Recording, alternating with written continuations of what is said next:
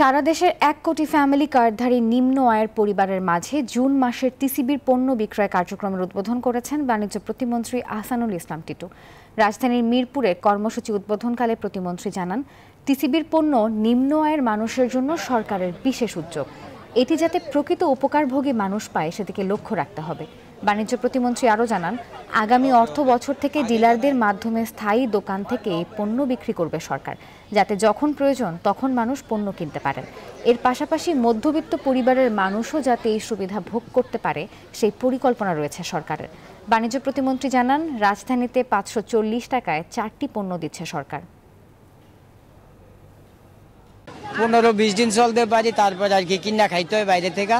তেলটা বা ডাইল এটা ১ মাস চলে যায় একটা ছোট ফ্যামিলি। পার্মানেন্ট যে আমাদের দোকানগুলি আমরা ডিলার হিসাবে দিব, তাদের মাধ্যমে মাননীয় প্রধানমন্ত্রী যদি আমাদেরকে অনুমতি দেয়, তাহলে অনেক পণ্য আমরা ন্যায্য মূল্যে মধ্যবিত্তের জন্য এই দোকানগুলিতে, আগে যেমন কসকোর দোকান ছিল সেই রকম আমরা আবার টিসিবিকে অ্যাক্টিভেট করতে চাই।